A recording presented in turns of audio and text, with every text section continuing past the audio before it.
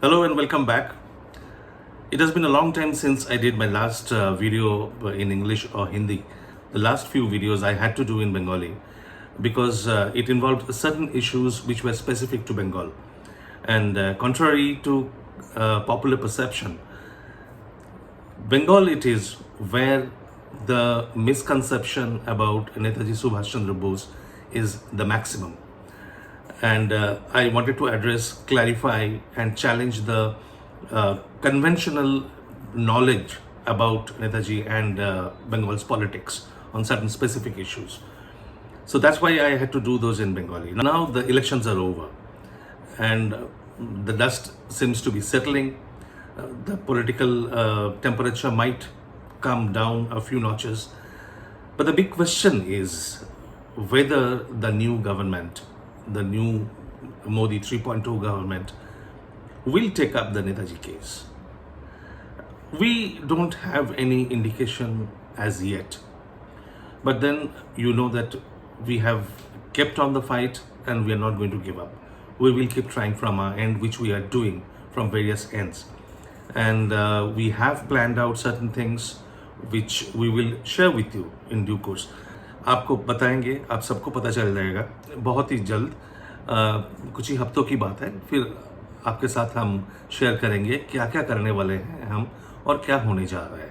नहीं, इसका मतलब ये नहीं, मैं ये क्लेम नहीं कर रहा हूँ कि हम ऐसा कुछ कर देंगे कि सरकार मजबूर हो जाएगी, क्योंकि ये अकेले की काम नहीं है, अकेले अनुज का और मेरा बस की बात नहीं है that we will force any powerful government to do something which they probably don't want to do. इसके लिए हमें आप लोगों का पूरा सहयोग चाहिए, सिर्फ ओरल एश्योरेंस नहीं। अगर आप चाहते हैं कि सच्चाई सामने आए तो सिर्फ बातों से काम नहीं बनेगा, इसमें कुछ काम तो करना पड़ेगा आप लोगों को भी। तो वो क्या काम होगा वो हम आपको बताएंगे, आपसे हमारा प्लान शेयर करेंगे। तो कुछ हफ्तों की बात है, उसके बाद इसके बारे में बात करेंगे। अब एक चीज़ तो मैं पहले ही क्लियर कर देना चाहता हूँ, मैं ये I owe all my viewers an apology.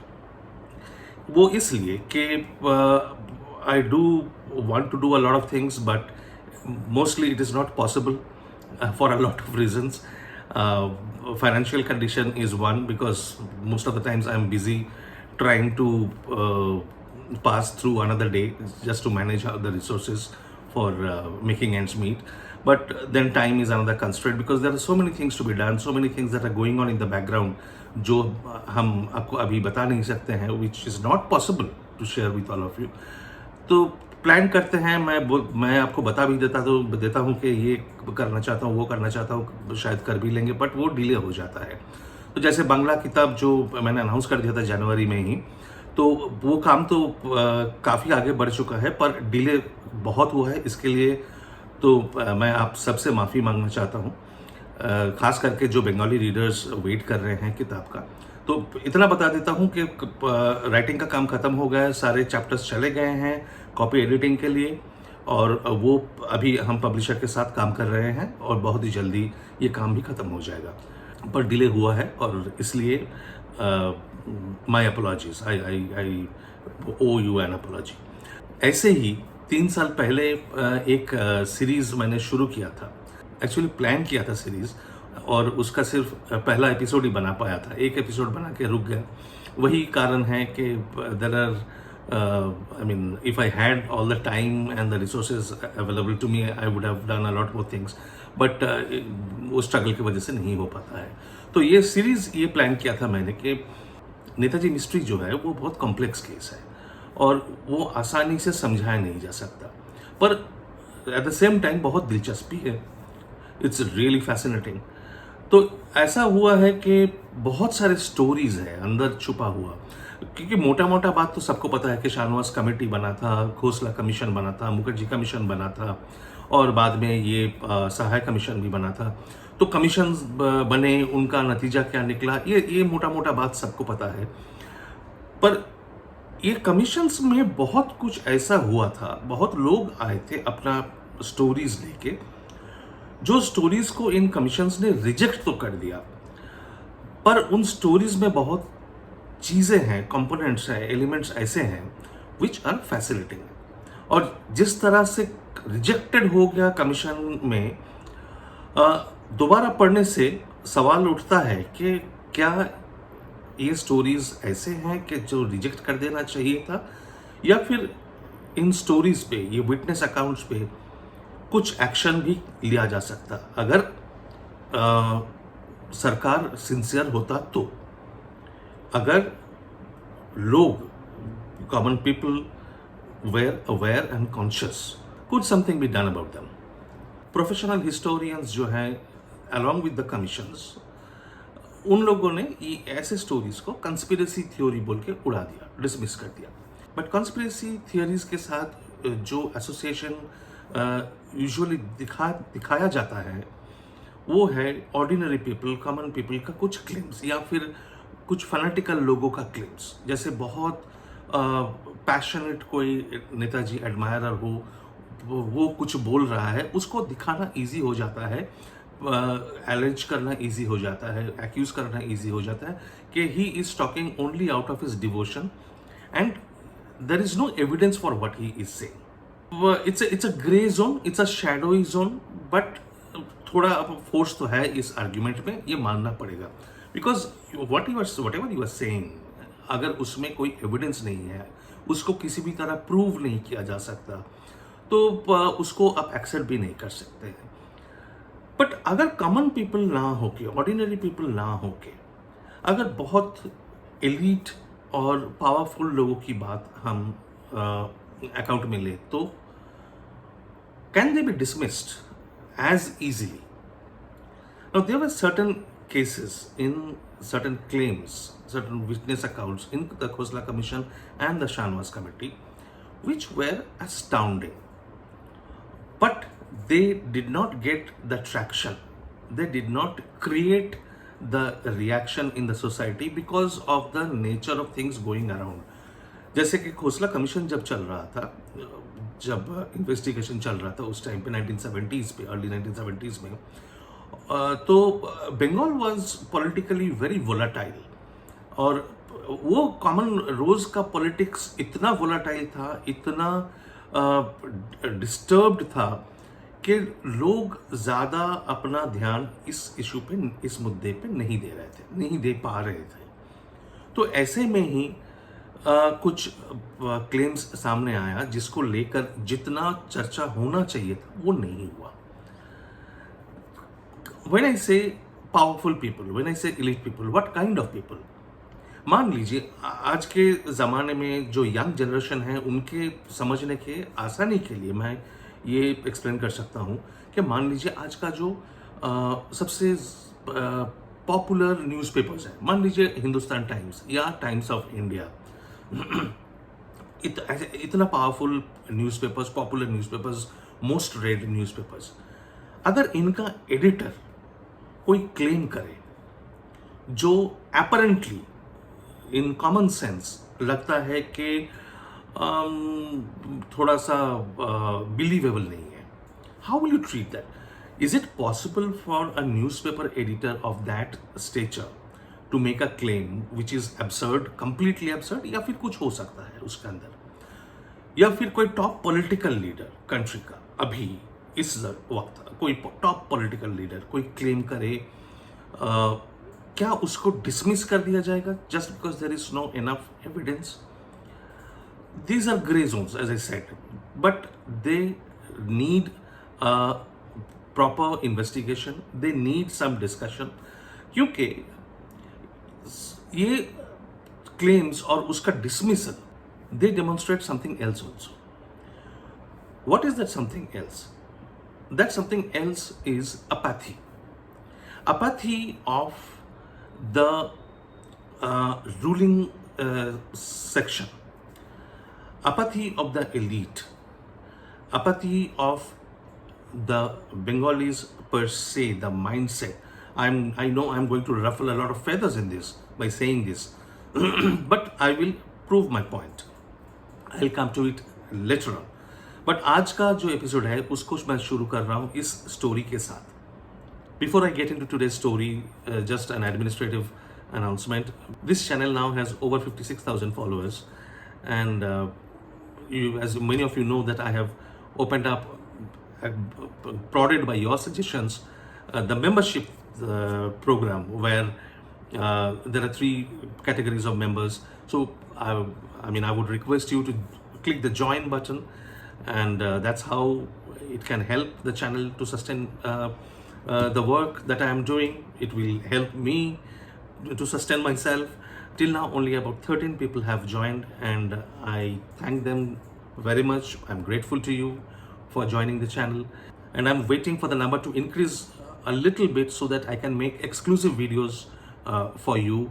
So I will do that. I will start doing that as soon as the number hits 25. And of course, those of you who want to help directly, UPI details and the bank details are there. And my heartfelt thanks to all of you who have helped, who have contributed, and it goes a long way in helping to keep this fight alive, to sustain the cause, to sustain the fight, and to sustain myself, because I can fight only when I'm alive. So here are the details. You can choose your method and contribute whatever you want, and whatever it is critically important. Every bit counts, and it goes a long way. Now back to the story. December 19th 1970, Delhi में एक press conference होता है, और उस press conference में एक sitting member of parliament जिनका नाम था देवन सेन. देवन Sen was a member of parliament from the Samyukta Socialist Party, amongst the current generation who form the bulk of those who were interested in the Netaji disappearance mystery. These 2 names are completely out of their radar. They have no idea who Devan Sen was. They have no idea. Most of them would not have any idea what Samyukta Socialist Party was. Now, after independence, the Congress Party broke a number of times. So the Congress Party had broken into different fragments. These fragments were sometimes coming into combination, into alliance, merging, and then again breaking up. A lot of things were happening. Samyukta Socialist Party was one of these fragments, and they were generally anti-Congress. Now, Devan Sen was a member of parliament from this party. Now, who was Devan Sen? Devan Sen was a very well-known political leader of his times. He joined the freedom movement in the early 1930s at the time of the civil disobedience movement. Then very quickly rose in the ranks and became a very important trade union leader, and became a member of Bengal's Legislative Assembly in 1946 from the Congress Party. He had joined the Congress Party. Everybody was in the Congress Party. And then he was appointed to a number of very important posts related to trade union activities. He led the INTUC and frequently represented the Indian labor cause in international fora. So whether it was United Nations conferences, whether these were ILO conferences, International Labor Organization conferences, he was one of the representatives from India. And he was pretty well known. He remained, continued as a member of Legislative Assembly. In 1956 or so, he switched sides and went over to the SSP. He joined the SSP. First the PSP, then the SSP. So it's difficult to keep track from which party to which party, but he was no more with the Congress. Now, Mr. Devan Sen called a press conference on 19th December 1970 in Delhi. And there he made an astounding claim. He met Netaji in 1946 in France, in the Marseille airport. Sen was on his way to an International Labour Organization conference in Geneva, and the plane in which he was traveling had stopped at Marseille for refueling. Sen and his colleagues had come out for refreshment, and they were sitting in a restaurant in the airport, and there he saw somebody in complete military attire looking at him and smiling. And he was electrified when he saw it was Netaji. According to Devan Sen's claim, Netaji signaled to him immediately by putting his finger on his lips to remain silent and not to say anything. So there was no conversation and there was no contact as such. Then after some time, Devan Sen went to the washroom, and while coming out of the washroom, there was a bench and he saw Netaji sitting there again. He tried to approach, but Netaji again put his finger on his lips and signaled him not to approach, not to talk, just to walk away, which Devendra Sen did. This happened in 1946. Now, when this happened, Devendra Sen was not the only person to be present there. Along with Devendra Sen, there was another gentleman. His name was K.N. Joglekar. K.N. Joglekar is another name which would sound absolutely unknown to the modern young generation. But just like Devendra Sen, K.N. Joglekar was not an ordinary person. K.N. Joglekar was one of the founders of the Communist Party of India. He was an accused in the Meerut conspiracy case of 1929. After Subhash Bose formed Forward Bloc, Joglekar switched from the Communist Party to Forward Bloc, and he remained the General Secretary of the All India Forward Bloc from 1948 to 1952. And then he formed his own party again and then went back to CPI again. So this is K.N. Joglekar, not a small fry, and he was also a member of parliament. So it was Devendra Sen and Joglekar who saw Netaji in 1946 in the Marseille airport in France. The problem was that none of them spoke about this in public until Devendra Sen held the press conference in December 1970. It looks like Devendra Sen submitted his affidavit, written affidavit, to the Khosla Commission. But before he could depose, unfortunately, he died exactly 5 months later, on 19th April 1971. And Joglekar had died just a month before Devendra Sen held the press conference. But it was Devendra Sen's personal assistant who appeared in the Khosla Commission as a deponent. And he gave the background story to the commission. The name of this personal assistant was Mukund Parekh. Mukund Parekh appeared in the Khosla Commission in September 1972. And Mukund Parekh said something which made a lot of sense, which also annoyed me when I first came to read in detail what happened. Parekh said that Devendra Sen had gone to Russia in around 1965-1966. And when he came back, he was talking to a lot of political workers and leaders, people around him. And Parekh was also there. At that time, Parekh was not his personal assistant. Parekh was a political worker. He was a former revolutionary from Gujarat. And because Sen had come back from Russia, Parekh asked him, there was a lot of debate going on at that time whether Netaji was alive and whether he was in Russia. If you have followed the discourse, if you matched the discourse, you will remember that at that time, it was exactly at that time, there was a lot of debate going on whether Netaji was in Russia and whether he was alive. And the Shalimar incident had recently happened. So when Sen came back from Russia, Parekh asked him whether he had heard anything about Netaji in Russia.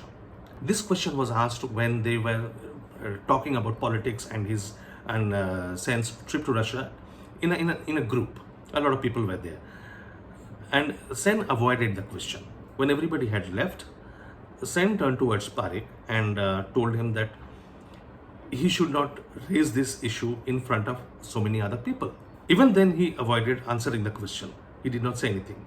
But he promised that he was going, this happened in Delhi, and when he was going back to Calcutta, elections were around the corner, and when he came back from Calcutta, he would tell Parekh the full story. So when he came back after the elections, he had won the elections from Asansol constituency in West Bengal, and he came back to Delhi and asked Parekh to become his personal assistant, to which Parekh agreed. And even after that, Parekh kept pestering him. He kept insisting that, please tell me what happened. Do you know anything? Did you hear anything? But Devendra Sen kept evading, and finally, one night around 1968, Devendra Sen, this is Mukund Parekh's sworn testimony in the Khosla Commission. Devendra Sen came to Parekh at night around 2 o'clock and told him that he wanted to finally give out the truth. Obviously, Parekh was surprised and taken aback. A man of a political stature, such as Devendra Sen, coming to his room in the middle of the night, waking him up and telling him that he wanted to uh, divulge the truth. So then Devansen told him the story. Devansen and Joglekar decided that they would not speak about this thing in public until they had some clarity. So when they came back, Sen went to meet Sarat Chandra Bose. Sarat Chandra Bose was informed about the whole thing. Sarat Chandra Bose's reaction, if Devansen's version recounted by his secretary Mukund Parekh is to be believed, seems very casual. Sarat Bose said that if Subhas was alive and was in Europe, then he wouldn't want his identity to be divulged. He wouldn't want to be discovered, and that's why it was natural that he advised Devansen and Joglekar to keep quiet and not to approach him, not to make contact. That's all we know about Sarat Bose, and that sounds very, very casual because Sarat Bose was just beginning to raise a constant hue and cry against the story, the official story of Netaji's death in the plane crash. So if he had got this information, I don't understand why he would keep quiet or wouldn't do anything about it. Sen justified his silence by saying that the political ramifications were too deep and he did not want to take a risk by talking loosely or making the information public, which he feared might put Netaji in trouble. And that's why it was finally when he felt in 1970, this is according to Parekh, his personal secretary, when he felt that he might not live for many years and he must tell the story before he passes away, that is when he convened the press conference. Joglekar was dead. It is not very clear from Parekh's testimony as to when, but Devansen also informed of this matter to some very important people in the society. One among them was the editor of Anand Bazar Patrika. Now, those who don't live in Bengal also know about Anand Bazar Patrika, which is now more popularly known as the ABP Group. And obviously, Anand Bazar Patrika is the flagship newspaper, and it has been the leading newspaper in Bengal ever since. The editor into whom Devansen confided was Chapalakanta Bhattacharya. I'll come to his story in the next episode because he has another story of his own which he brought forward to the Khosla Commission. He shared his story with Chitta Basu of Forward Bloc, who was a member of parliament, and Tridip Chaudhary of the Revolutionary Socialist Party. Now, Tridip Chaudhary was a legendary figure in Bengal politics. Not only in Bengal politics, but in all India politics too. The Revolutionary Socialist Party was formed out of the Anushilan Samiti, and Tridip Chaudhary was one of its first elected members in the Lok Sabha. And he played a key role in the liberation of Goa. So Tridip Chaudhary knew, Chitta Basu knew, and Chapalakanta Bhattacharya knew. Chapalakanta Bhattacharya came in front of the commission and confirmed that Devansen had told him the story. But Khosla refused to believe. Khosla was anyway not positively inclined towards those who claimed that Netaji did not die in the plane crash. So anyway, that inclination was already there. It was inbuilt, it was inherent. And for a story like this, which could not be proved, it was easy for Khosla. It became easy for Khosla to rubbish it, to dismiss it, and call it only hearsay. So not admissible under Evidence Act. Now the mentality of Khosla is clear from what he wrote in his report. Khosla was clearly not aware of Devansen's stature, of the important role that Devansen had played in Bengal's politics, and the important posts that he had held, and where he figured in the political hierarchy. That when Devansen described the man whom he met at the Marseille airport, although he had absolutely no doubt that it was Netaji, Devansen said that he looked like an European. Now it's a minor point and there could have been many explanations. He could have just, put on some makeup or something to make him look different. There can be 100 other explanations. But the point is that Khosla picked up. This is the trait of Khosla's treatment of all similar depositions and affidavits and witness accounts. He picked up on this minor point and he wrote in his report, clearly Devansen has never met Subhas Bose in his life. Now this was silly of him to write because Devansen, who was in Bengal politics from 1930 actively, first with the civil disobedience movement, then the trade union movement, he worked closely with Subhas Bose at that time. and he knew Subhash Bose personally very well. He knew both Subhash Bose and Sarad Bose. So it's silly, of course, like to have written that comment in his report. Now the question here really is, what puzzles me is, why did Devansen behave in that way? Why did he keep so quiet, so silent for all these years? Why didn't he try to find out more? What is the reason? First, he was in an important position. He was not just a common, ordinary man. He had powers, he had contacts, he was well placed. He, I'm sure, could have done much more than what he did. But then it is also visible from Mukund Parikh's account. He was afraid that his talking in public, his speaking up, would create complications, which in a way explains that he was aware of the dirty politics that was taking place around Netaji's disappearance, and he didn't want to complicate matters. That is one explanation. This is also a pattern that politically powerful people who knew a lot of things, as became clear later on, and I will give you more examples. Chapalakanta Bhattacharya is the next example. And then there is another example which is mind-boggling.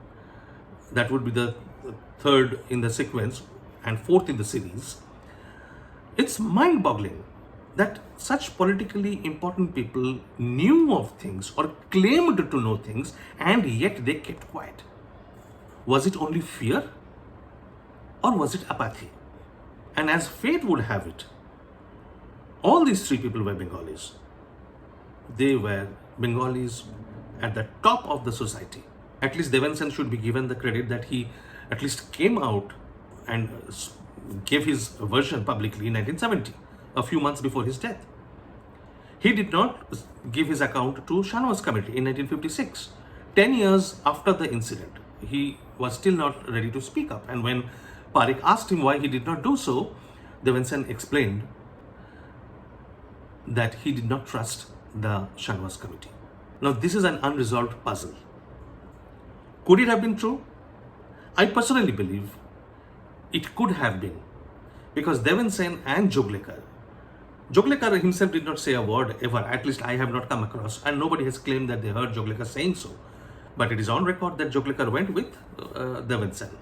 And if Devansen said he saw and Joglekar was with him, there is no reason for him to drag Joglekar's name and make a false claim, because Devansen was not getting any benefit out of it. So what could have been the truth? What made Devansen so fearful that he had to keep quiet for 24 years and open his mouth just a few months before his death? And when he sensed that he might not live any longer, that is the tragic part. So this remains another unsolved, unresolved puzzle in the Netaji mystery.